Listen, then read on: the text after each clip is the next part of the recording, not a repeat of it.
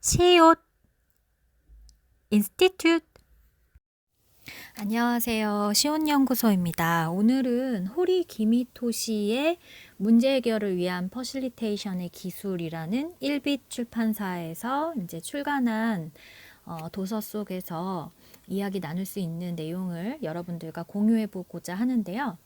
이 책은 좀 퍼실리테이션에 대해서 이해하기 위해선 조금 어려운, 다소 좀 이론적인 그런 부분들이 있는 도서입니다.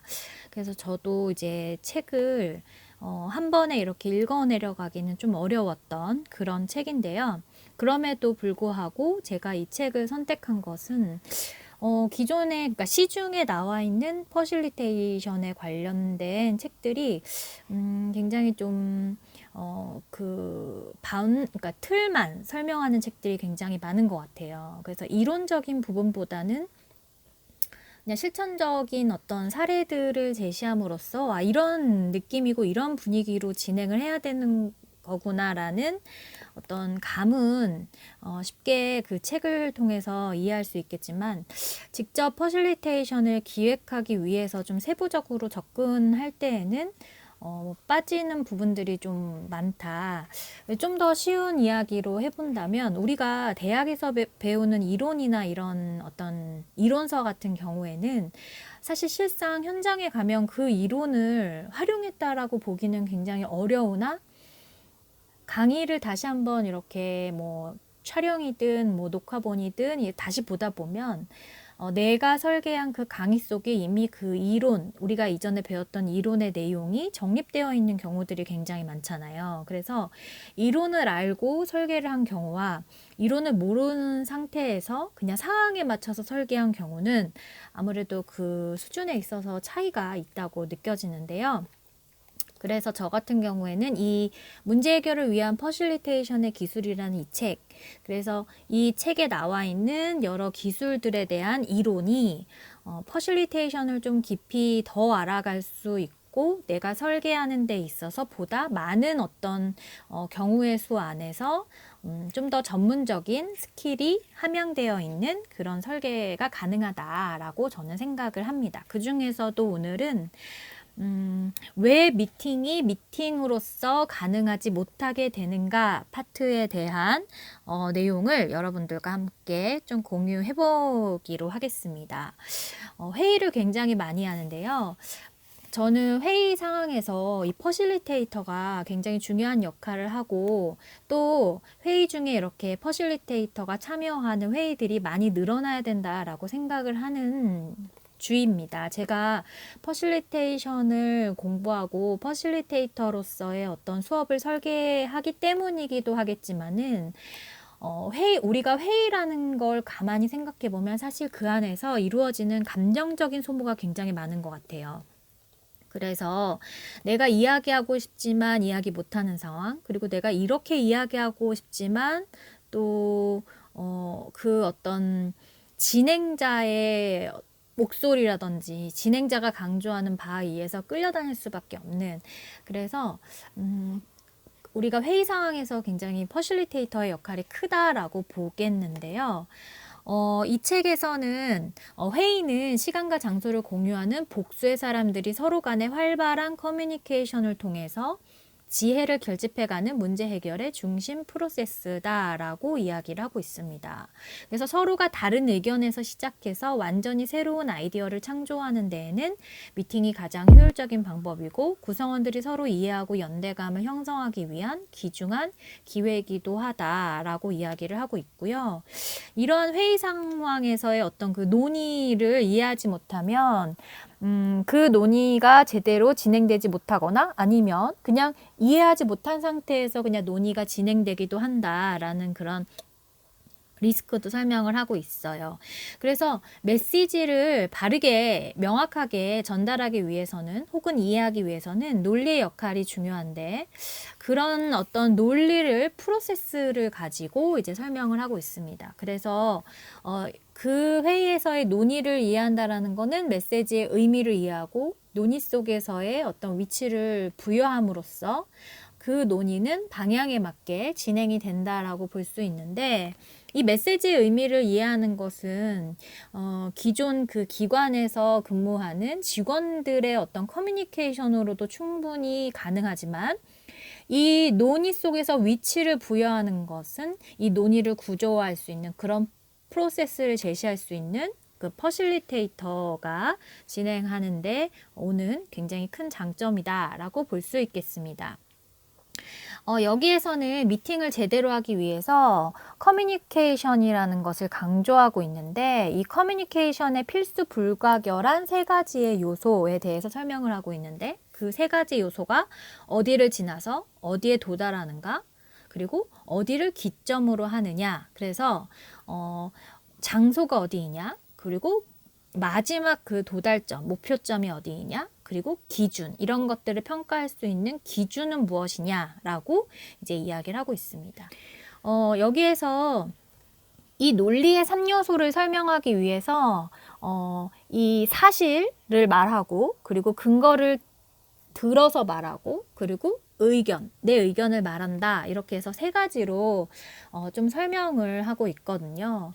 그래서 우리가 예를 들어 좋은 상품은 잘 팔린다라는 사실을 이야기할 때 그 근거로 뭐 이 상품은 좋은 상품이고 뭐 팔리지 않는 것은 어떤 광고가 원인이고 현재의 광고는 좋지 않다라는 그런 이야기를 근거로 듣는다면 그것은 과연 좋은 어떤 논리일까요?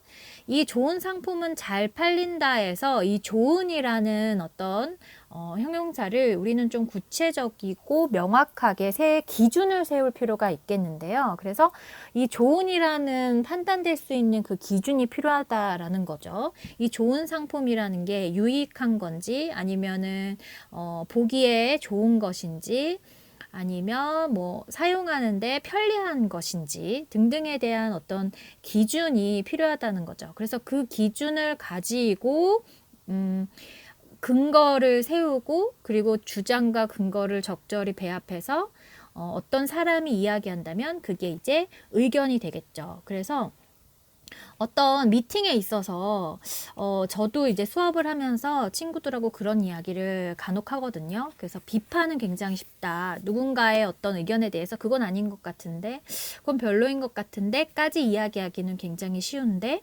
별로인데 무엇이 별로이고 그 별로인 점을 좀 수정 보완하기 위해서 내가 제시해 줄 수 있는 피드백은 이것이다까지 이야기하는 게 굉장히 어렵다라고 이야기하거든요.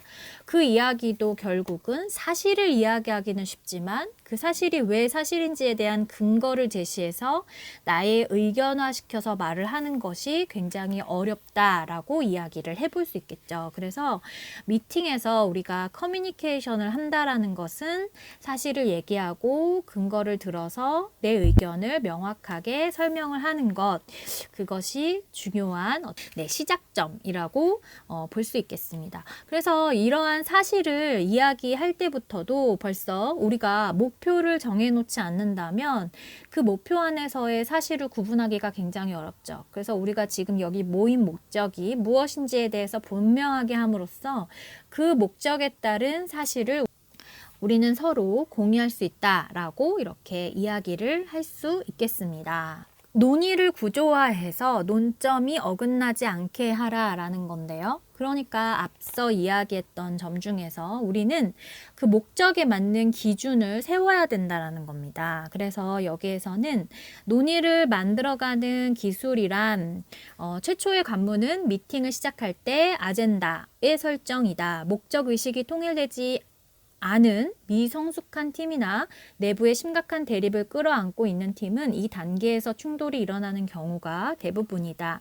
조금이라도 자신에게 유리하게 끌고 가기 위해 논점을 둘러싼 공방전이 벌어지는 것이다. 그 과정을 용케 넘어갔다 하더라도 새로운 논점이 튀어나오거나 예상 외로 논의가 겉돌거나 하여 항상 방향의 수정이 필요하게 된다.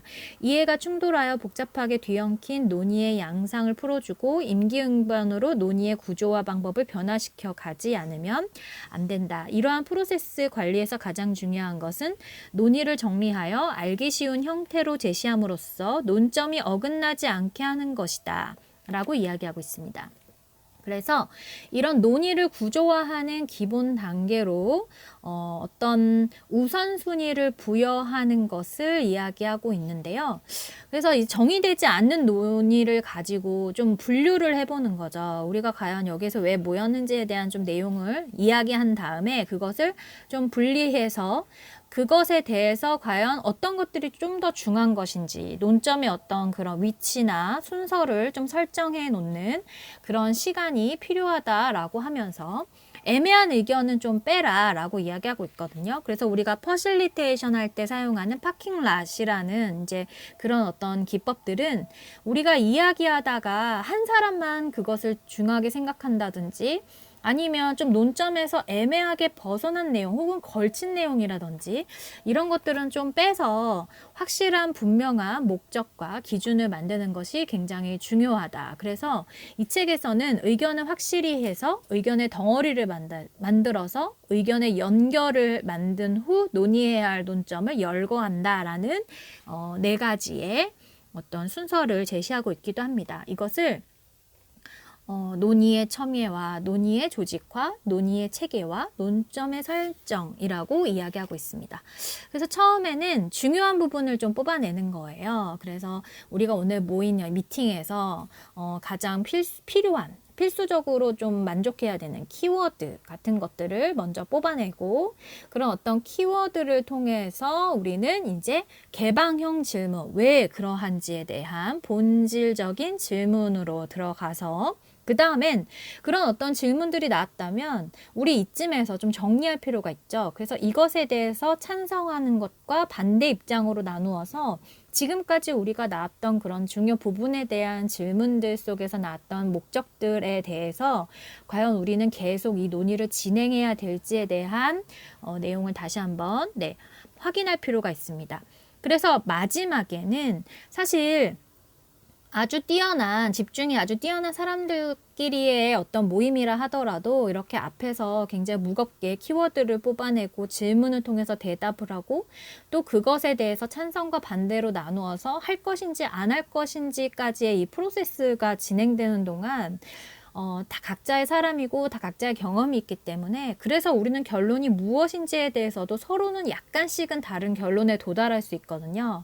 그래서 마지막으로는 우리가 앞서 이야기했던 내용들을 요약을 하고 확인을 해서 우리는 지금 이러한 이야기를 하고 있고 이러한 내용을 앞으로 이야기를 더 해볼 것이다 라고 요약해보는 것이 굉장히 중요하고 그것을 또 목록으로 문서로 나타내는 것이 매우 중요하다라고 보겠습니다.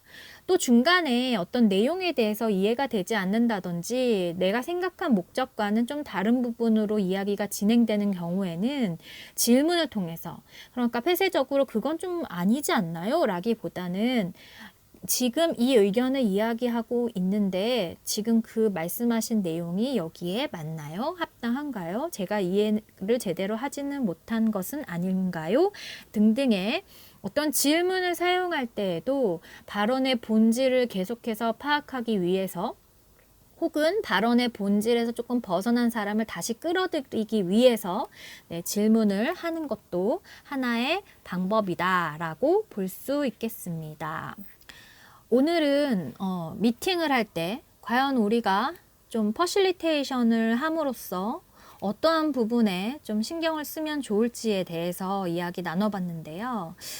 우리가 앞서 이야기했던 두 가지만 생각을 한다 하더라도 미팅이 미팅스럽게 진행될 수 있는 큰 프레임, 큰 프로세스는 가져가는 것이다 라고 저는 생각을 합니다.